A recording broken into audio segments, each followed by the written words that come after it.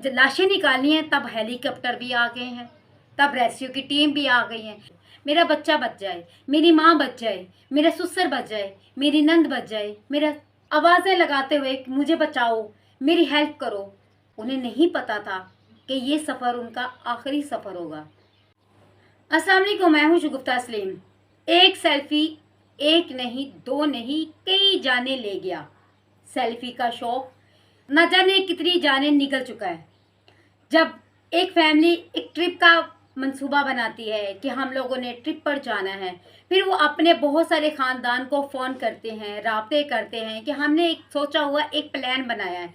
नंदे, ससुर, सास, बच्चे, बहुत सारे लोग इसमें शामिल होते हैं। फिर क्या होता है, जो शादीशुदा बच्चे वाले लोग होते हैं वो कहते हैं कि बच्चों को जब स्कूल की छुट्टियां होंगी तब हम प्लान बनाएंगे कि ट्रिप पे जाएं।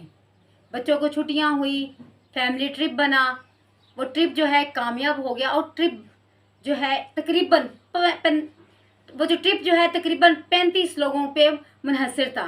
35 लोग एक ट्रिप पर जाते हैं, जिसमें से 18 लोग एक ही फैमिली के, एक ही ख़ानदान के लोग होते हैं जो कि तफरीह के लिए जाते हैं। बहुत ही दिल खराश वाक़या जो सामने नज़र आ रहा है, मैं बात कर रही हूँ सवात की, जहाँ सवात ने 15 लोगों की, एक ही ख़ानदान के 15 लोगों की जान ले गया। सेल्फी का शौक हुआ, जिसमें से 3 बच्चियों ने बोला कि हम सेल्फी लेने के लिए फ़लाँ जगह पे जाते हैं। वो एक जगह को देखती हैं, उस लोकेशन को देख के वहाँ सेल्फी के लिए जाती हैं। जैसे वो जाती हैं तो पीछे उनकी फैमिली देख रही होती है कि पीछे बहुत ज़्यादा पानी जो है आ रहा है। तो वो जो फैमिली होती है, ज़ाहिरी बात है, कोई भी माँ, कोई भी बाप, कोई भी बड़ा जो होता है वो बच्चों को कभी भी मुश्किल में नहीं देख सकता, उनको डूबते नहीं देख सकता। जिसकी वजह से उनकी फैमिली बच्चों के पास जाती है और उन्हें बोलती है कि पीछे बहुत ज़्यादा पानी आ रहा है, पानी का बहाव बहुत तेज़ है, तो वहाँ से निकल आओ। वो कहने के लिए एक नहीं, दो नहीं, तकरीबन 18 लोग जाते हैं। जैसे वो जाते हैं तो पानी का बहाव इतना तेज़ होता है कि वो एक सेकंड के लिए भी उनको मोहलत नहीं देता कि वो वापस अपनी जगह पे चले जाएं। पानी के बहाव की वजह से वो एक छोटा सा पोर्शन बन जाता है, जहां 18 के 18 लोग वहां खड़े रह जाते हैं और वो उस वक्त मुंतज़िर होते हैं कि शायद हमें कोई बचा ले या कोई ना कोई ऐसा वसीला बन जाएगा कि जिससे हमारी जान बच जाएगी। लेकिन बहुत अफसोस हुआ, वो अपनी उन बच्चियों को बचाने के लिए अपनी आंखों से एक एक बंदे को डूबता देख रहे हैं। हाथों में हाथ होता है, लेकिन वही हाथ हाथ से छूटते चले जाते हैं। अपनी आंखों के सामने वो मंजर देखते हैं। एक नहीं, दो नहीं, तीन नहीं, तकरीबन 15 लोग आहिस्ता आहिस्ता हाथ से हाथ छूटता चला जाता है, आंखों से दूर होते चले जाते हैं। अपनी आंखों से वो चीज़ें देखते हैं कि हमारे लगते जिगर, हमारे वो रिश्ते जिनके साथ प्लान बनाया था कि हम लोग एक टूर करेंगे और एक यादगार टूर बनाएंगे, और वही लोग एक ही सेकंड में डूबते देखते जा रहे हैं। कोई एक दूसरे को बचा नहीं सकता। लेकिन क्या हुआ, आहिस्ता आहिस्ता 15 लोग जो हैं वो जान की बाजी हार जाते हैं। पांच लोगों की तकरीबन 5 लोगों की लाशें जो है मिल गई हैं और खुशकिस्मती से 3 लोग जो है बचा लिए गए हैं। उस फैमिली में से किसी की 4 बेटियां थी, किसी की नंद थी, किसी का ससुर था, किसी का भाई था, दोनों मियाँ बीवी थे और बच्चियां थी। वो बच्चियां जो कोई मैट्रिक में थी, कोई एफए में थी, कोई डॉक्टर बन रही थी, कोई कहाँ क्या क्या, मतलब ज़िंदगी के बहुत सारे उन्होंने ख्वाब सजाए हुए थे और वो स्टडी कर रही थी। अभी बहुत सारी आपने उस वीडियो में देखा होगा कि ना सिर्फ उसमें बच्चे शामिल थे, बल्कि बड़े बुजुर्ग, खवातीन सब शामिल थे। उन्हें नहीं पता था कि ये सफ़र उनका आखिरी सफ़र होगा। ये सेल्फी उनकी ऐसे जान ले जाएगा, ये पानी का बहाव उनको ऐसे बहा के ले जाएगा। उन उन उस घर में क्या इस वक्त जो है क़यामत बर्पा होगी, जिस घर में ये सारी लाशें जाएंगी। एक ही ख़ानदान जिनके घर में एक नहीं, दो नहीं, तकरीबन 15 जनाजे उठ रहे होंगे। ये सोच कर भी दिल दहल जाता है किस तरह से आंख जो है को दूर जाते हुए, डूबते हुए, आवाज़ें लगाते हुए मुझे बचाओ, मेरी हेल्प करो।